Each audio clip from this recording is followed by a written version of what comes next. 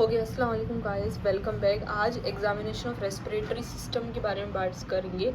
And but before it we all know that in this covid era, जिसमें there is lot of breathlessness, patients are complaining dyspnoea, sputum, fever, cough, ये सारे के सारे जितने symptoms हैं they come under this topic. So before we proceed the examination we made a consent कि patient से हम पूछते हैं एंड लाइक हेलो, मेरा नाम डॉक्टर हसनतुल अरब है, आपका क्या है।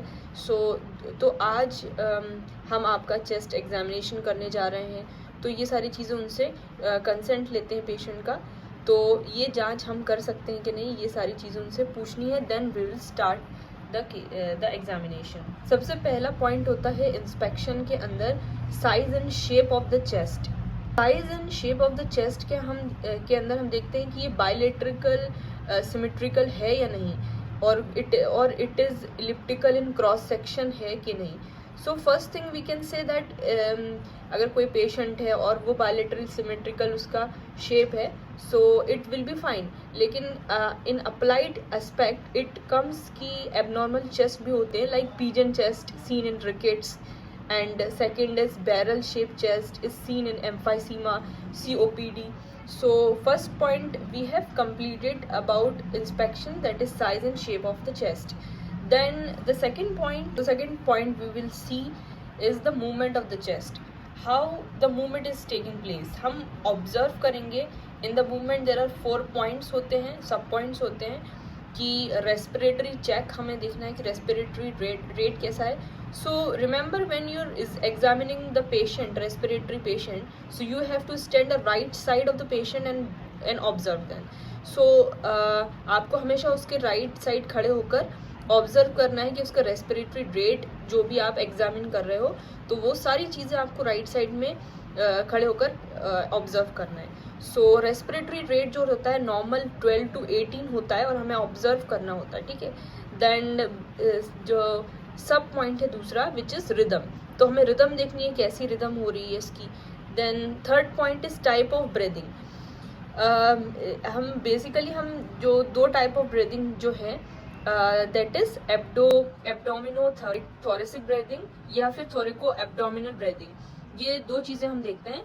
जो मेल पेशेंट्स होते हैं मेल, तो वो एब्डोमिनल थोरेसिक उनके अंदर जो है ब्रीदिंग देखने को मिलती है, जबकि जो फीमेल होते हैं उनके अंदर थोरिको एब्डोमिनल ब्रीदिंग देखने को मिलती है। And the fourth point is the expansion of chest. हम एंटीरियरली एंड पोस्टीरियरली दोनों को हम चेक करते हैं, हम ऑब्जर्व करते हैं कि दोनों का जो एक्सपेंशन ऑफ चेस्ट हो रहा है वो कैसा है।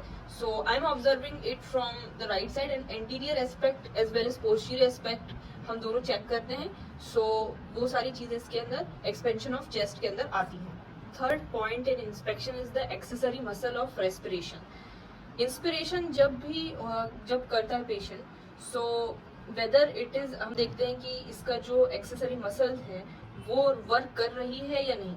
सो अगर एक्सेसरी मसल्स वर्किंग नहीं, मतलब are not working, so it means it is normal. लेकिन इफ एक्सेसरी मसल भी वर्क कर रही है, that means he is having breathlessness, उनको एक्स्ट्रा एफर्ट लगाने पड़ रहे हैं, जिसकी वजह से उनकी जो एक्सेसरी मसल्स हैं वो भी वर्क कर रही है। So accessory muscles which is sternocleidomastoid, serratus anterior, scapula elevator, scalene muscle, erectus spine, और एक्सपिरेशन वाली मसल जो है which is internal intercostal muscle and abdominal muscle.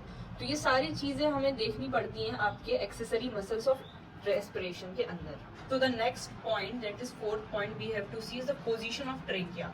So position of trachea में क्या करेंगे कि हम देखते हैं कि ट्रेकिया की पोजीशन कैसी है। अगर कोई भी एबनॉर्मलिटी है, like in this picture we have seen that it is centrally placed, लेकिन अगर कोई भी एबनॉर्मलिटी होती है, यानी कि स्टेर्नोक्लीडो मसल्स जो है वो बहुत ज्यादा मोर प्रोमिनेंट आपको देखने को मिलती है, और इसको हम बोलते हैं trail sign positive. So any abnormality in the trachea, और अब हमें पता होना चाहिए कि नॉर्मल क्या है और फिर एबनॉर्मल इसका क्या है। सो एबनॉर्मल पोजीशन में स्टेर्नोक्लीडोइड मसल्स जो है वो बहुत ज्यादा प्रोमिनेंट हो जाती है। So the next point, that is position of apex beat, हम देखते हैं। So position of apex beat I have to observe. Actually, apex beat is something we feel, but impulse is something we observe.